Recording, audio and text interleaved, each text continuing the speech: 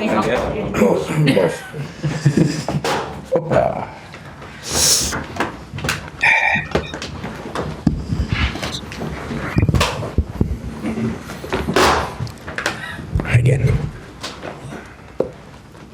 Okay, good afternoon and thank you for joining us.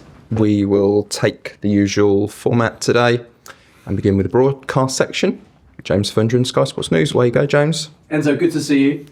Is Cole Palmer on track to start tomorrow, having missed the match in midweek?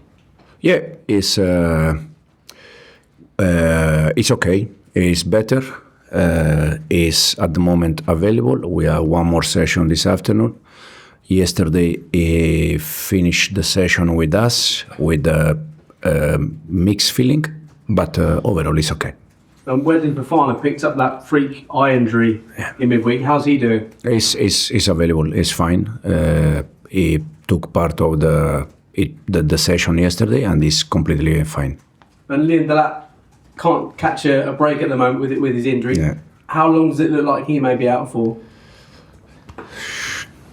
We don't know yet. Can be still 2, 3, 4 weeks. We don't know exactly how many days he needs. You've just been named Premier League Manager of the Month for November. There were some really impressive performances in there. We are in December now. How's December gone so far for you?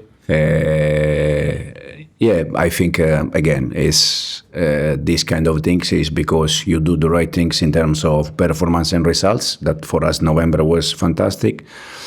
December, we didn't start in the way we would like, even if, it's just 1 week ago we play Leeds, 8 days ago we play Leeds, so it's just 3 games in a row in 1 week that we didn't get the results that we expect, but now focus on the next one.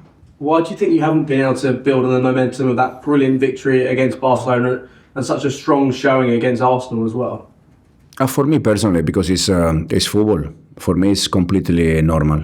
Again, I understand that most of the time we are always looking for problems or things that we need to solve. But again, Leeds game was last Wednesday. It's 8-9 days ago. And now in 8-9 days ago, we are not going to change our season because we didn't get the points that we expect, for sure. But I'm completely relaxed. I'm completely okay because I'm sure that at the end of the season, we're going to be where we have to be. The reason why we draw points, again, because it's football. Bournemouth away, we drew. Leeds away was a bad day for us, for all of us. Atalanta game, again, it's a game that, for me, we were in the game, we were winning, we were okay, and we concede. If you review the first goal, they had 1 player inside the box, and we have 7 players. So we have 7 against 1, and we concede the goal. So big mistake, and are things that we need to improve. Just how significant is tomorrow's match when you consider just how tight the table is right now? I think there's 7 points between 4th and 14th. Oh, it's important, yeah, for sure it's important, but all the games, they're important. I think Bournemouth was important. The next one, we have Cardiff and then Newcastle. They are all important. So if we are able to beat Everton tomorrow, it's much better for us. Otherwise, we continue to try and to see how we can do better. And finally, from me, you'll come up against Kiernan, Dewsbury-Hall tomorrow, a player you know so well. You're smiling now. Just how pleased have you been to see the impact that he's had in an Everton shirt? Clearly, you won't want him to have that impact tomorrow, but we've been proud of the way he's bounced back from what was clearly a challenging time here. I didn't have any doubt about Kiernan. I know that the more he is going to play, is going to be better. But again, with us, he was good all season, working hard. The time that he played, he was doing well. But yeah, we have also more players, so the competition was a big competition for him. And no doubt that in the moment that he was able to play more games, he was doing well. Thanks, James. Soraya? Afternoon. Last season, I remember speaking to you about, you used to do a second half tweak where you would put Cole Palmer in the left half space and Enzo Fernandez in the right half space. You said it was due to pressing and maybe giving them more space on the opposite side. That happened the other day in the game that you played. We know at this point it's good not to drop points. You need all the results that you can get. What was the reason by that? Is that still the same? Because we know Cole gets more output on the right. You mean the other day, Bournemouth, no? Bournemouth game. Yeah, it's just again, is where we can use our best player, where they can be better. So the reason why was again for that. Okay, and obviously in recent weeks, there's players like Enzo. We know fatigued, tired, Cucurella as well, but they're so important to the core and how you play. And maybe when they're tired, they don't reflect their usual standards, which is normal in football. In situations like matches when you had your subs against Atalanta and you have players like Hato and Santos, how hard is it for you to balance that decision, whether to start them or actually use them in those natural positions? Because obviously when you lose a game, people look at those decisions extra hard. Do you think you should have played them or that you should play them more going forward? No, I said already many times, they work every day to play games. Now Atalanta game, Enzo, Marc, as you said, they are playing many games.